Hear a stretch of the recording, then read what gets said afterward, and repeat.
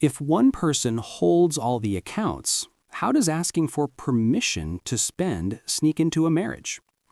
Emma works nights as a nurse. Jake writes code by day. After the wedding, Jake said, "Let's combine our paychecks. I'll manage the money." Month 1 felt easy. Mortgage, utilities, groceries, everything on auto pay from the joint account Jake oversaw. In week 10, Emma wanted to fly home to Ohio for her mother's birthday. She texted, "Could you move a little extra into checking?" Jake replied, "How much? Is this necessary right now? We just paid the car insurance." Emma wasn't upset about the number, she was upset about the permission. That night, she slid $40 into a small envelope marked "just in case" and tucked it in a drawer. The next week it was $80, then more. Money isn't just money, it's autonomy, safety, and identity. A perfectly efficient joint system had quietly turned 2 loving partners into a cop and a suspect under the same roof.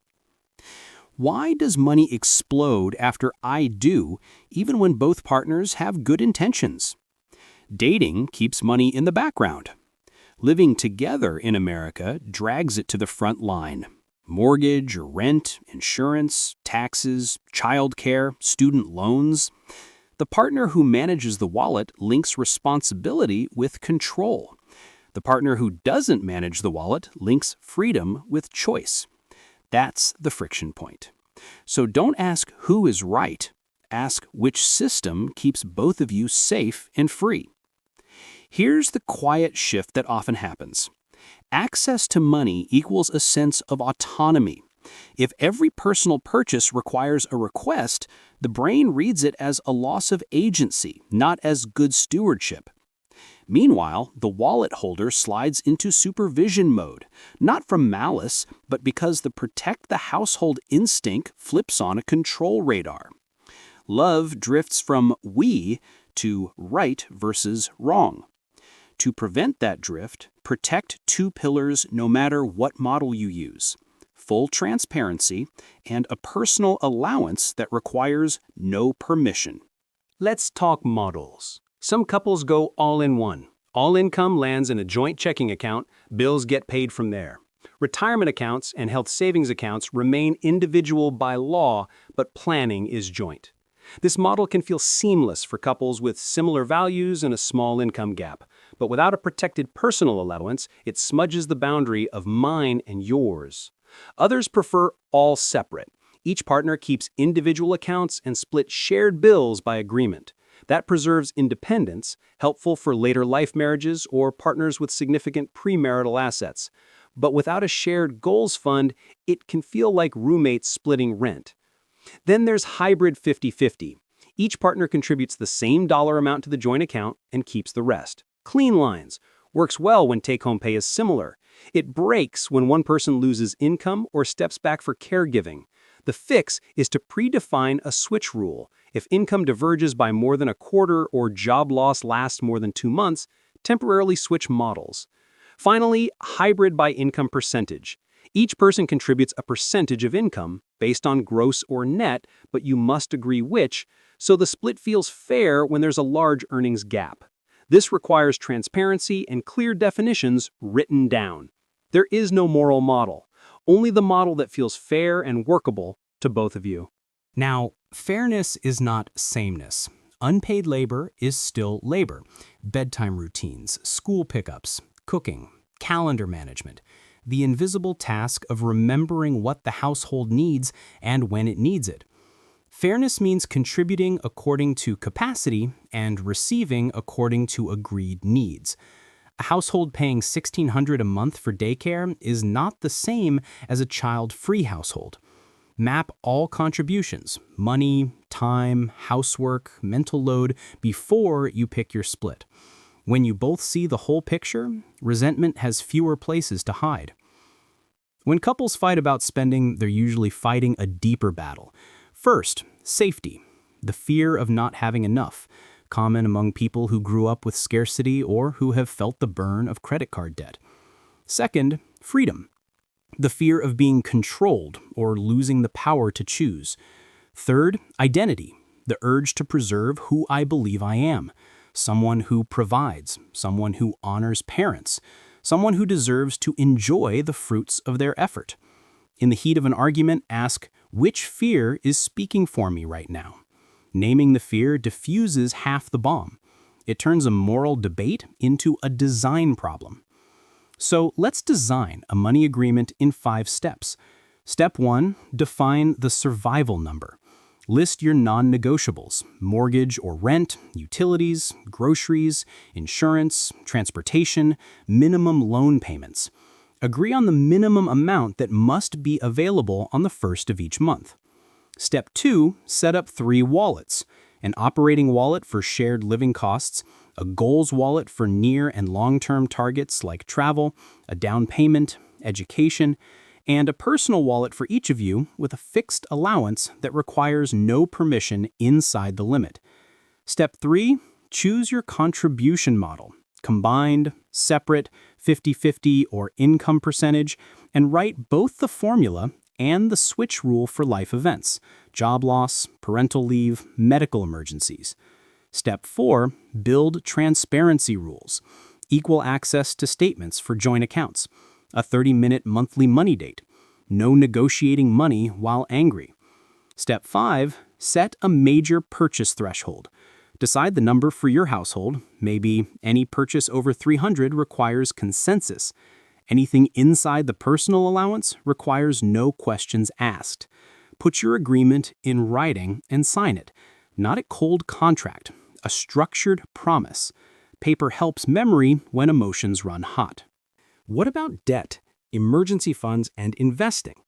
High-interest debt erodes safety. Prioritize paying it down. Build an emergency fund with 3 to 6 months of essential expenses in a high-yield savings account. It's oxygen for your marriage when crisis hits. For investing, capture any employer match in your 401k first. If eligible, consider funding an HSA. Then add a taxable brokerage aligned with your goals and risk tolerance. Dreams become real when you tie them to automated transfers. Automation beats willpower. Culture and extended family matter too. In the U.S., support might be flights to see parents, help with medical bills, or regular remittances. If you argue about how much without talking about why, there's no finish line. Once you understand the why, you can choose a number both of you can live with. Set a support ceiling, either a fixed dollar amount or a percentage of income, and write it into your agreement. Ceilings reduce suspicion and protect the core budget. There's a line we cannot cross, and you should be able to name it.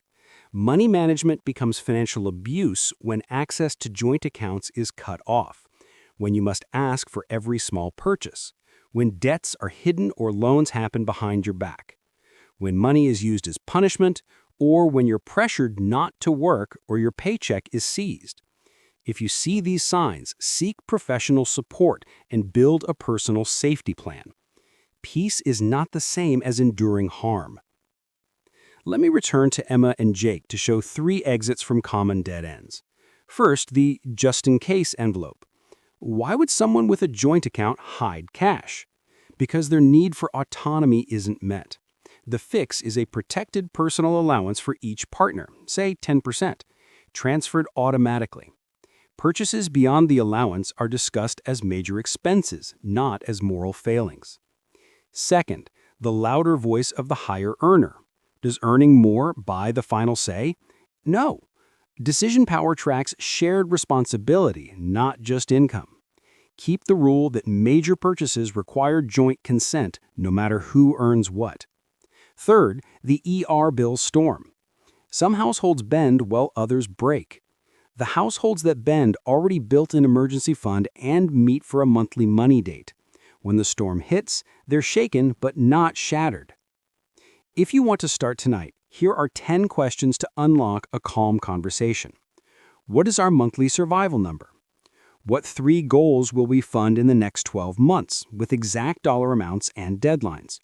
What is a fair no-permission personal allowance for each of us?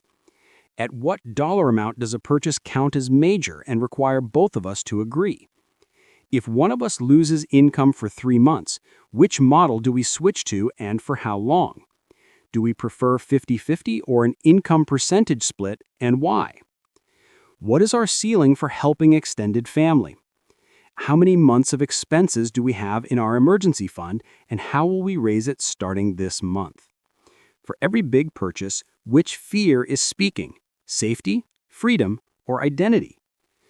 When is our monthly money date, and what's the 30-minute agenda? Write your answers without blame. Choose a system you can live with, not a win you can gloat over. And if you like roadmaps, here's a 30-day one.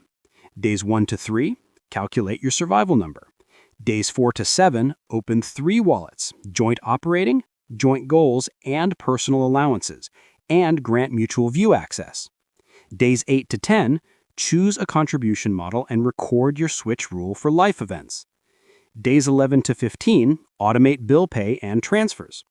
Days 16 to 20, start or top up the emergency fund. Days 21 to 25, set the ceiling for extended family support and put it in writing. Days 26 to 30, review, sign the money agreement, and put the monthly money date on the calendar. 30 days to change habits that could last 30 years. Slow is smooth, smooth is fast. As you talk, use language that lowers defenses. Try, our goal is to reduce fear, not control each other. Try, let's treat money like a systems problem, not a moral test. Say, inside our personal allowances, no questions asked, that's trust. Name your triggers.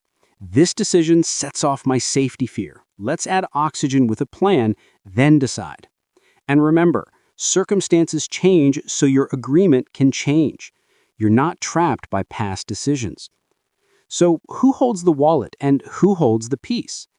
Neither partner. The system holds the peace.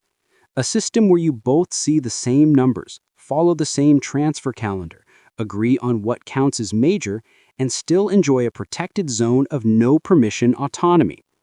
Start tonight by asking, which fear is speaking for me when I talk about money? Tomorrow, open 3 wallets. This month, write the agreement. Next year, you won't call it luck. You'll call it design. Thank you for spending your time with me today. If this helped, I appreciate your support, and I hope to see you in the next episode. This is Dr. Raphael. Take good care, and thanks for listening.